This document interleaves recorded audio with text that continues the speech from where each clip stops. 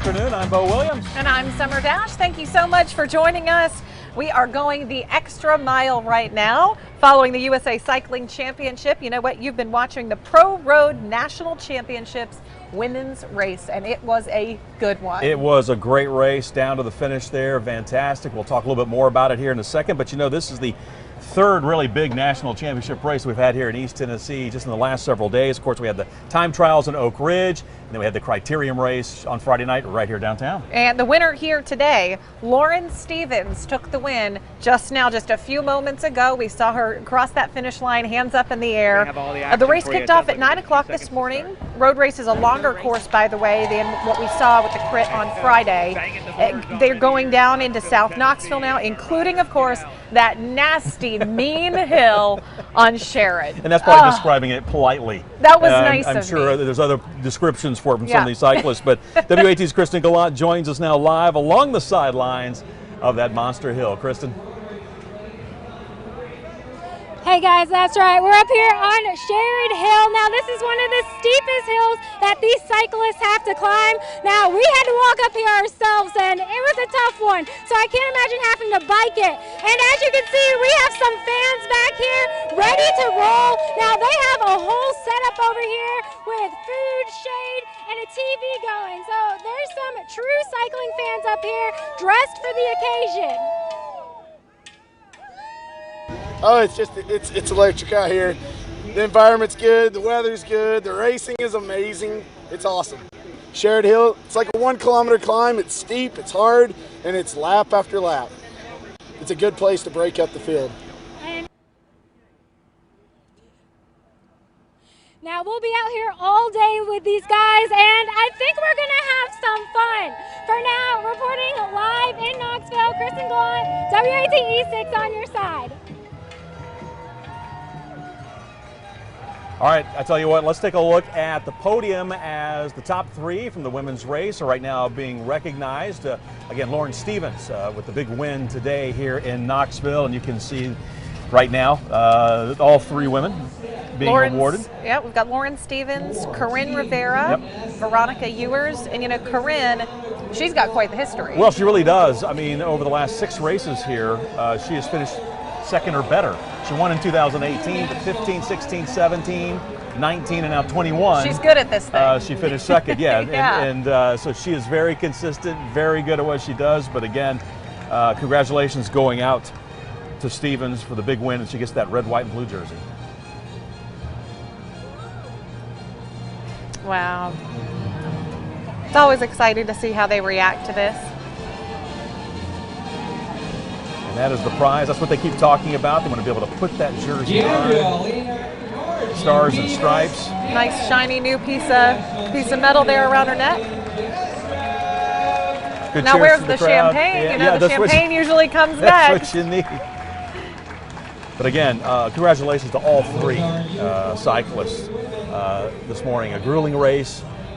Started a little after 9 o'clock and wrapped up after a little over 3 hours. And boy, you could see some of those cyclists coming through, the pain on their face. Oh, yeah. But for those 3 sticking it out and winning it the way they did, fantastic. You know, Friday, we watched the cyclists really pretty much just zipping around downtown Knoxville, in the heart of downtown with the criterium races. They've been compared to NASCAR on 2 wheels. Matter of fact, our own Elizabeth Kubel was there.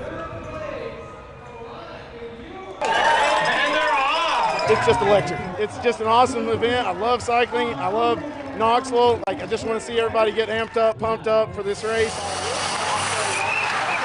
That was really surprising how fast the bikes were going behind them, absolutely. And it's a tight circuit, so they're going around pretty quick. There's just such an energy, you know, like there's families together, there's all sorts of ages and generations kind of gathering around a sport, which is really amazing.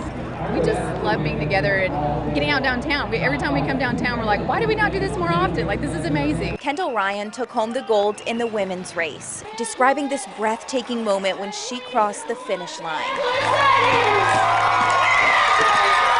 I I was screaming so loud. I was just so happy, and like all this work that I'd put in, and I didn't make the Olympic team, so I was just here to really just like prove a point and prove that, you know, that I am a champion, prove it to myself more than anything. So I'm really proud of that. Luke Lamperti came out on top in the men's crit.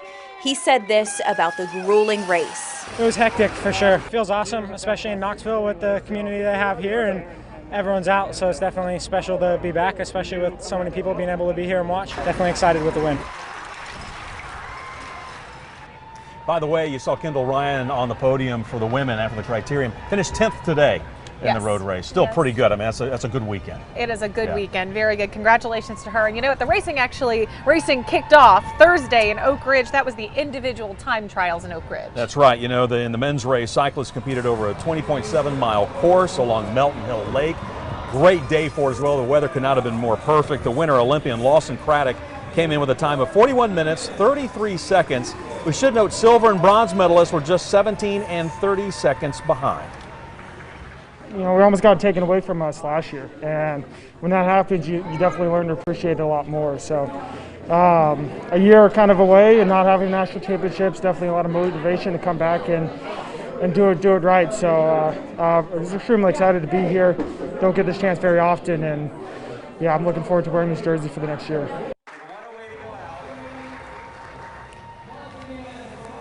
Now, as for the women's race, all three medalists are on this year's Olympic team.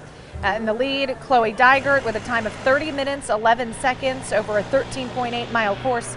Second and third place cyclists came in 27 seconds and 50 seconds behind. Wow. Wow. Took care of business there, that's for sure. Oh, my goodness. Hey, you know, these national races, obviously they put Knoxville in the national spotlight, the world spotlight. They bring a lot of buzz around the area. But they also inspire the next generation of cyclists. And they sure do. WATE 6 on Your Side reporter Jordan Brown shows us how one young cyclist is putting in the work now to achieve his own Olympic dreams. Have you ever wondered what it takes to get here? 2018 Professional Road National Champion. This 7-year-old knows. Just keep training and keep training. Jamison Torrance has had his eyes on the road since he could walk. I guess I saw them riding and I really wanted to ride with them, so they just got me my own bike. It was love at first bike, and his wheels have been turning ever since. But of course, a 7-year-old isn't allowed to ride alone. Oh no, don't me. This is a team sport after all. But that's where Jamison's papa comes in. Where's it stinging you? Oh, he's got skills bee too. Stung me. Little sweat bee. Where at? Right on the forehead? Yeah, right on the forehead. Well, myself and my sons got started about 8 years ago, actually, and you know, he came along growing up watching us and wanted to ride bikes. So there's only one way to do that. So you have to take the training wheels off and get on a little faster bike. So that's what he did. From training wheels to training for the pros. With Grandpa by his side, Jamison can ride up to 18 miles now. But to him, that's nothing. You just stop for a couple of breaks and just keep going. He still has a few hills to climb, but right now, he's focused on the big one. To become a pro cyclist. 1 mile at a time. Just riding around and having a great time. Until he's the one bringing home the medals. It's not that difficult, you just got to get the right speed. Jamison's going at his own pace. He knows his dreams aren't too far away. I'm going up there and around there. And he knows exactly what he needs to do to reach them. Just keep your eyes on the road. In Knoxville, Jordan Brown, WATE 6 on Your Side. Got the outfit and everything ready to go. Matter of fact, I understand Jamison is downtown right now watching the races today play out. Oh, so sweet. You know, his mom sent us some pictures, I think. Yeah. Mom sent us some pictures before the race kicked off. He was able to meet some of the pro cyclists. There he is. Oh, that's great. Isn't that cute? He's already taken pictures on the winner's podium. Look at that. Love it. Now keep that picture in mind. We'll save that in for about when it's 10, 15 years from now. Yeah, we'll put it back up. And hopefully you and I will still be here. Let's so hope this will be a really cool full circle moment. And And you know what? Because of his age, Jamison obviously can't enter any major competitions for a few more years, but when his time comes, he will be ready. We have no doubt. He says his ultimate dream is to go to the Tour de France. Hey, I think he's going to be on his way. Hey, we should also note a handful of Team USA Olympians are in Knoxville for this weekend's festivities, just weeks before the games are scheduled to begin in Tokyo. That includes Ruth Winder, a defending silver medalist who will compete in the team pursuit event, Amber Neben, competing in her third Olympics this summer, Corinne Rivera, winner of the 2018 Pro Road Race, Megan Jaystrup, currently a sophomore at Milligan College in Johnson City. Yeah, also on that list is Leah Thomas, part of the women's road long team, Chloe Dygert, who won Thursday's individual time trials for the women, and Lawson Craddock, the winner of the men's individual time trial. So just a slew of talent here today. Hey, still to come here on the Extra Mile, we're going to introduce you to a group that's working really to help get, I guess, neighbors hit the road. Yeah, it's a nice organization. And we're going to meet someone who says the bike they gave her is more than just two wheels for her. It is absolutely freedom for this person. Plus, maybe you've never been much of a rider, or it's been years since you were behind the handlebars. We're getting you ready to ride once again. Stay with us. You're watching The Extra Mile on WATE 6 on your side.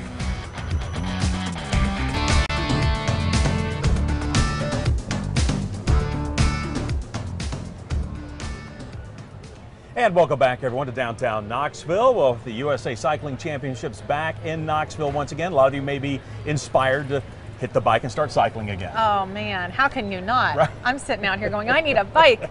And you know what? One Knoxville nonprofit is making it a little bit easier and a little bit cheaper for any of you out there who might want to pick up that hobby. WATE 6 on your side's Lexi Spivak is showing us how they're going the extra mile for those in need. You still need a harder gear to go faster. You shift into 2. This looks like just a couple of friends talking about biking.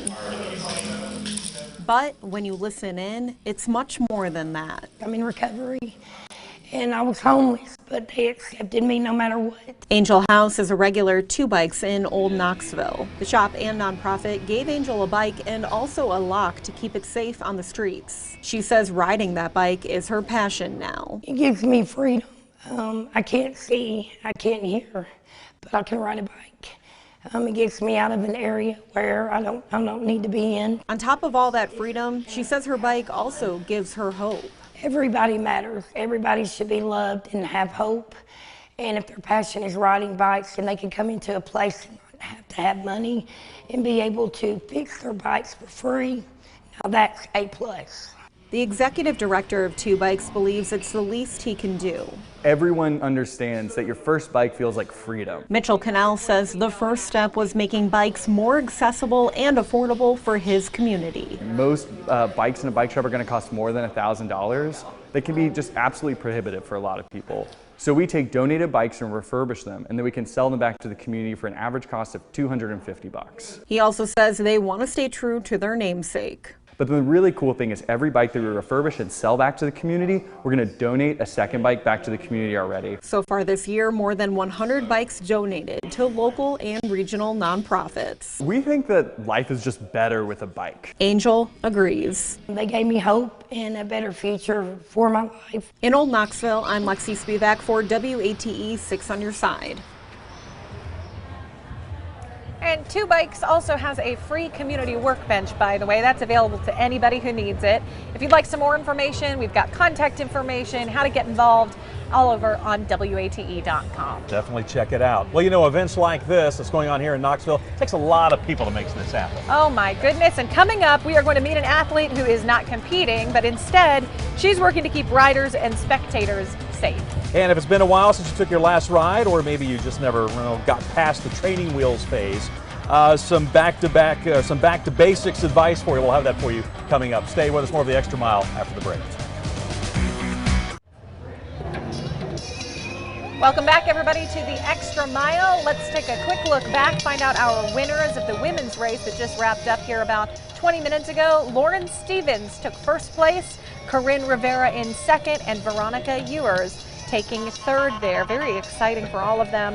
And the men's race still up ahead. That's what we're waiting on right now here out on Gay Street. A little after 1 o'clock, that should start. You've been looking at some of the fans there along Sherrod Hill. I think they're excited, ready for the next round of racers to come through. That's the place to watch. That is the place to be, that is for sure. Well, there's a whole lot more people excited, of course, for USA Cycling this year. How many of you, though, decided, I'm going to pick up a bike and start pedaling once again, especially with the pandemic? Apparently, looking at the numbers, a lot of people took advantage of that. A lot of people did this. And you know what? I caught up with the folks over at FC Peddler in Knoxville, and they are just slammed with repairs.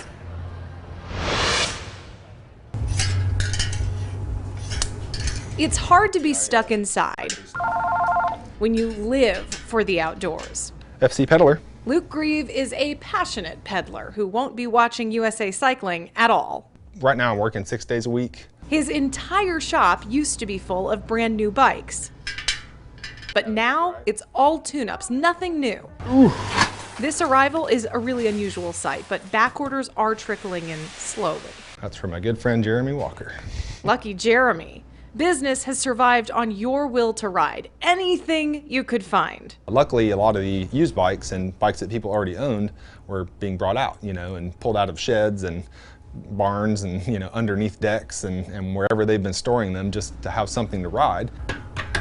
While Grieve is busy fixing those, a few must-haves to keep in mind. You'll need a helmet, a pump to check your tires, and of course, a bike if you can find one. You want to get a bike that fits you, size-wise. That's very important. Just as we were getting into the basics of biking, we learned something else.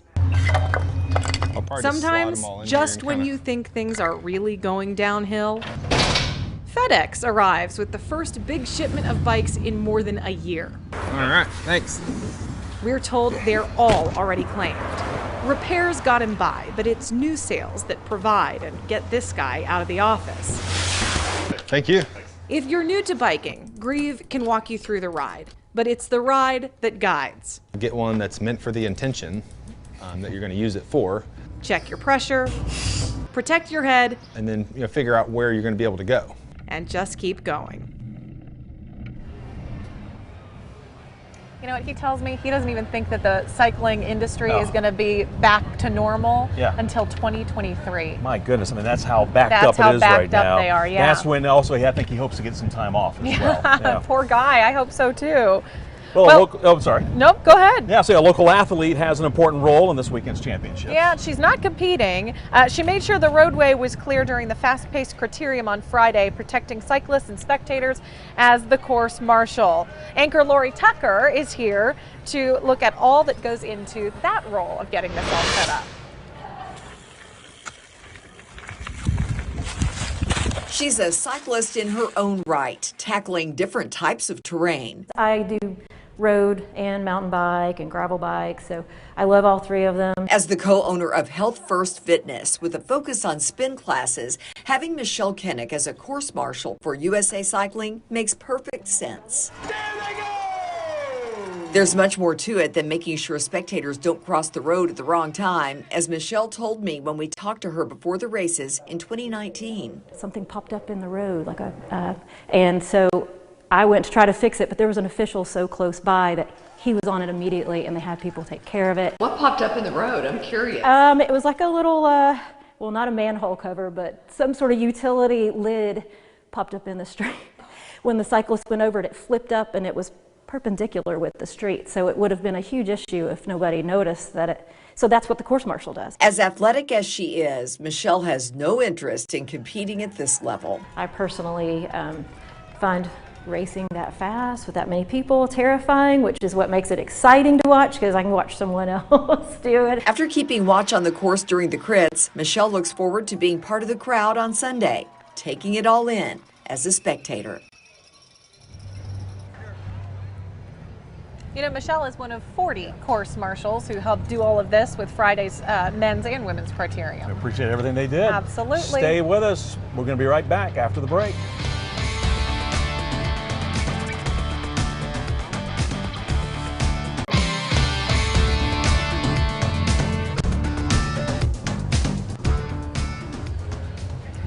Cycling can be a really, really good way to stay healthy. Oh, no question about it. And 6 on Your Side meteorologist Michael Ottavino takes a closer look at why biking is a great form of exercise, especially in a team setting. Biking is a great cardiovascular exercise that works really well for your whole body.